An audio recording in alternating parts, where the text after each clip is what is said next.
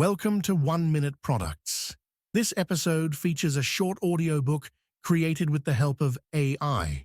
While AI brings this to life, the vision and passion are all ours. This story includes themes of death and suicide. Listener discretion is advised. Everything was perfectly swell. There were no prisons, no slums, no insane asylums, no cripples, no poverty, no wars. All diseases were conquered. So was old age. Death, barring accidents, was an adventure for volunteers. The population of the United States was stabilized at 40 million souls. One bright morning in the Chicago lying-in hospital, a man named Edward K. Whaling, Jr. waited for his wife to give birth. He was the only man waiting. Not many people were born a day anymore. Whaling was 56, a mere stripling in a population whose average age was 129. X-rays had revealed that his wife was going to have triplets. The children would be his first. Young Whaling was hunched in his chair, his head in his hand. He was so rumpled, so still and colorless as to be virtually invisible. His camouflage was perfect, since the waiting room had a disorderly and demoralized air too. Chairs and ashtrays had been moved away from the walls. The floor was paved with spattered drop cloths. The room was being redecorated. It was being redecorated as a memorial to a man who had volunteered to die. A sardonic old man, about 200 years old, sat on a stepladder, painting a mural he did not like. Back in the days when people aged visibly, his age would have been guessed at 35 or so. Aging had touched him that much before the cure for aging was found. The mural he was working on depicted a very neat garden.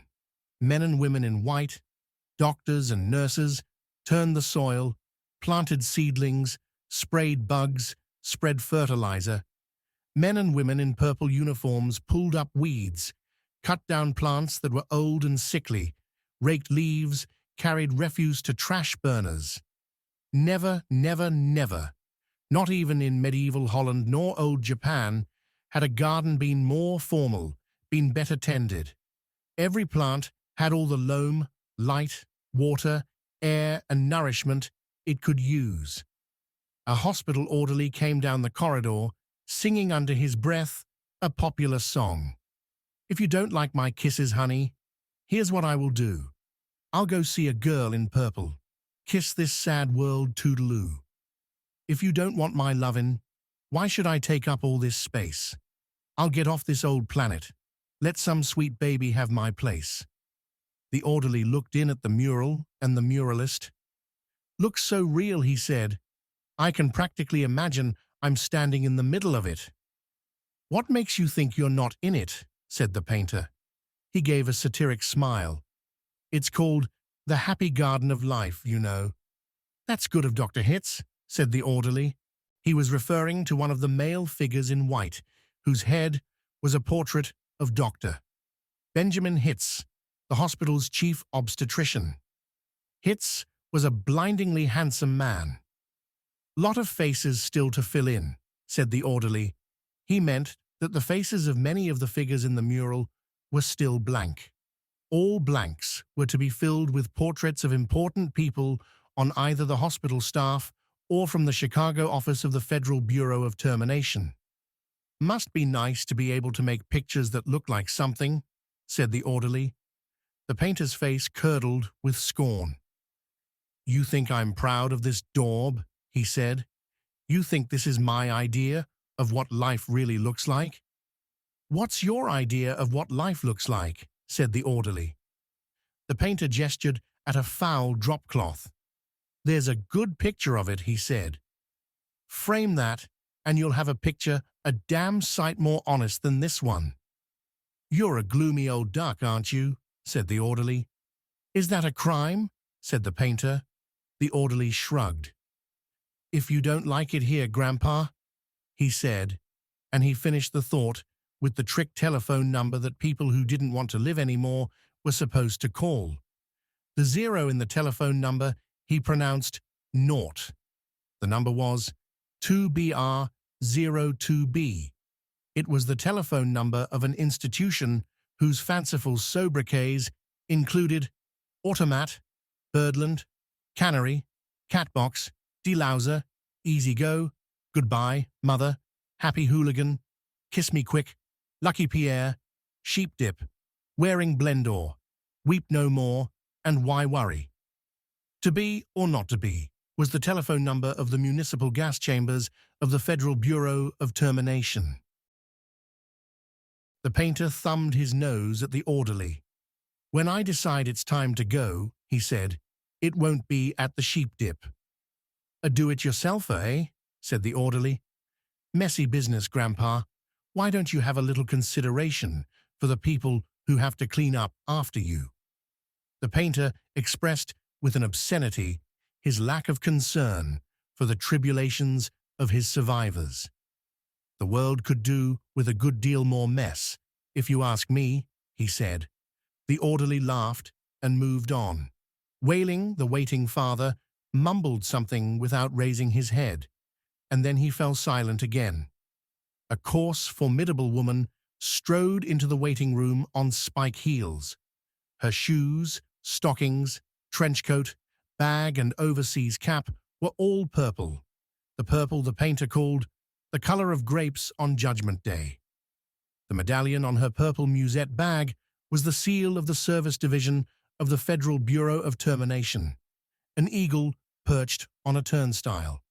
The woman had a lot of facial hair, an unmistakable mustache, in fact.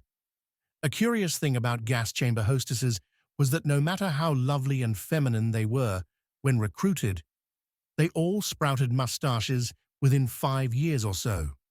"Is this where I'm supposed to come?" she said to the painter. "A lot would depend on what your business was," he said.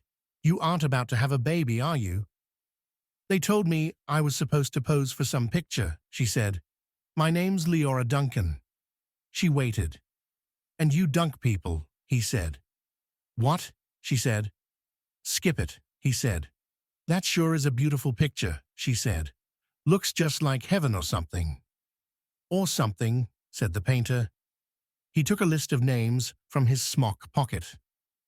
"Duncan, Duncan, Duncan," he said, scanning the list. "Yes, here you are. You're entitled to be immortalized. See any faceless body here you'd like me to stick your head on? We've got a few choice ones left." She studied the mural bleakly. "Gee," she said, "they're all the same to me. I don't know anything about art." "A body's a body, eh?" he said. "All righty. As a master of fine art, I recommend this body here." He indicated a faceless figure of a woman who was carrying dried stalks to a trash burner. "Well," said Leora Duncan, "that's more the disposal people, isn't it? I mean, I'm in service. I don't do any disposing." The painter clapped his hands in mock delight. "You say you don't know anything about art, and then you prove in the next breath that you know more about it than I do. Of course, the sheave carrier is wrong for a hostess. A snipper, a pruner, that's more your line." He pointed to a figure in purple who was sawing a dead branch from an apple tree. "How about her?" he said. "You like her at all?" "Gosh," she said, and she blushed and became humble. That puts me right next to Dr. Hitz."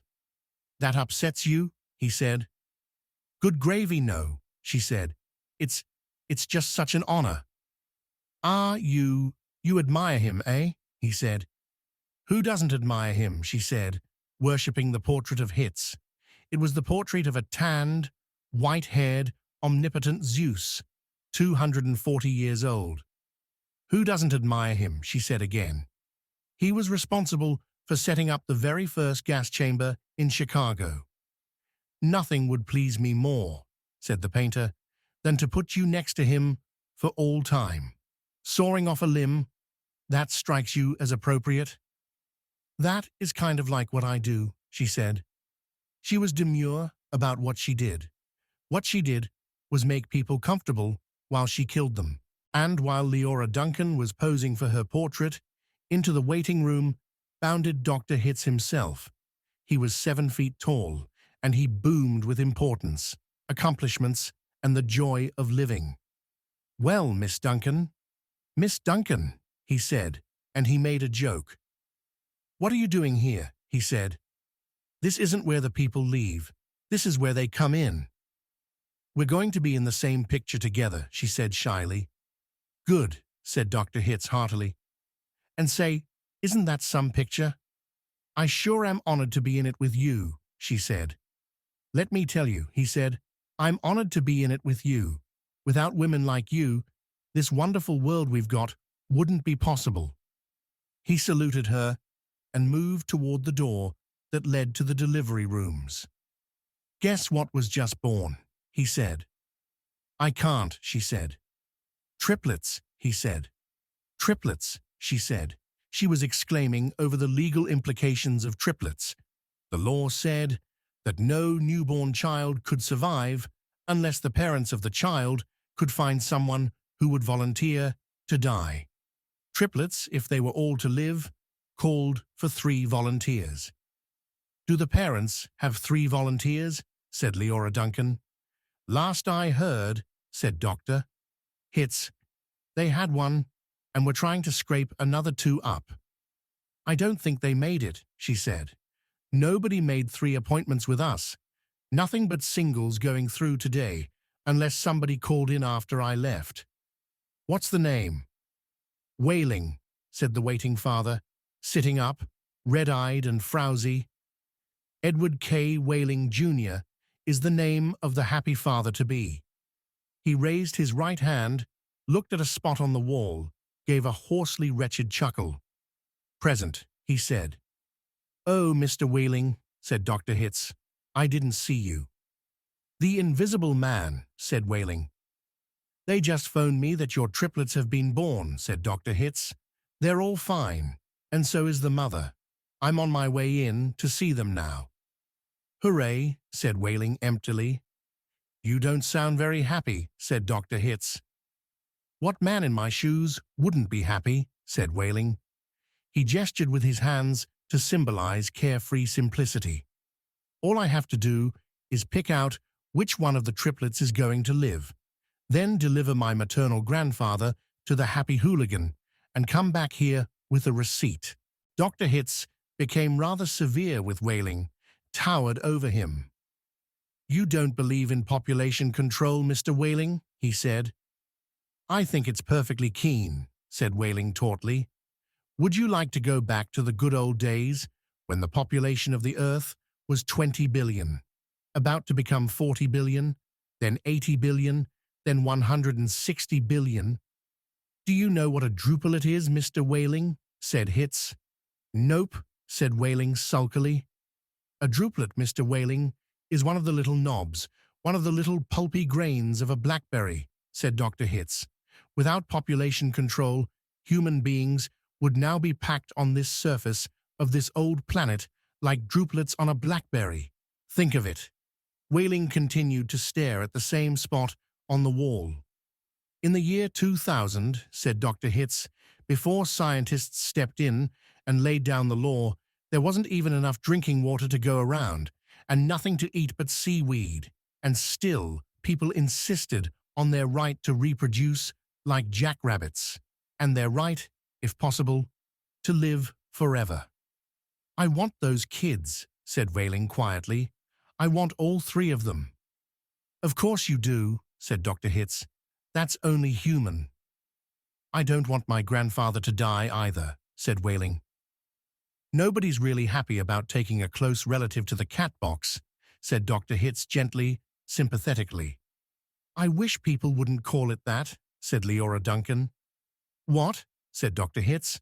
"I wish people wouldn't call it the cat box and things like that," she said. "It gives people the wrong impression." "You're absolutely right," said Dr. Hitz. "Forgive me." He corrected himself, gave the municipal gas chambers their official title, a title no one ever used in conversation. "I should have said, Ethical Suicide Studios, he said. That sounds so much better, said Leora Duncan. This child of yours, whichever one you decide to keep, Mr. Wheeling, said Dr. Hitz. He or she is going to live on a happy, roomy, clean, rich planet, thanks to population control. In a garden like that mural there. He shook his head. 2 centuries ago, when I was a young man, it was a hell that nobody thought could last another 20 years. Now centuries of peace and plenty stretch before us, as far as the imagination cares to travel. He smiled luminously. The smile faded as he saw that Whaling had just drawn a revolver. Whaling shot Dr. Hitz dead. There's room for one, a great big one, he said, and then he shot Leora Duncan. It's only death, he said to her as she fell. There, room for 2. And then he shot himself, making room for all 3 of his children. Nobody came running. Nobody seemingly heard the shots. The painter sat on the top of his stepladder, looking down reflectively on the sorry scene. The painter pondered the mournful puzzle of life, demanding to be born, and, once born, demanding to be fruitful, to multiply and to live as long as possible. To do all that on a very small planet that would have to last forever. All the answers that the painter could think of were grim, even grimmer, surely, than a cat box, a happy hooligan, an easy go. He thought of war. He thought of plague. He thought of starvation. He knew that he would never paint again. He let his paintbrush fall to the drop cloths below.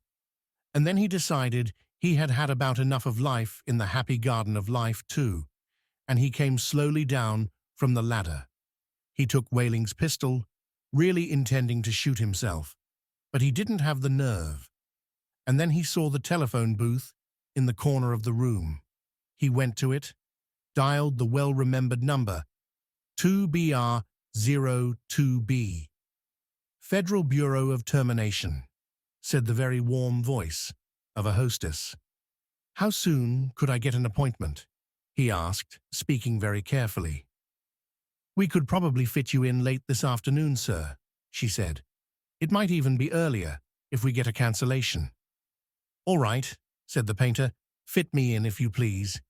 And he gave her his name, spelling it out. Thank you, sir, said the hostess. Your city thanks you, your country thanks you, your planet thanks you. But the deepest thanks of all is from future generations.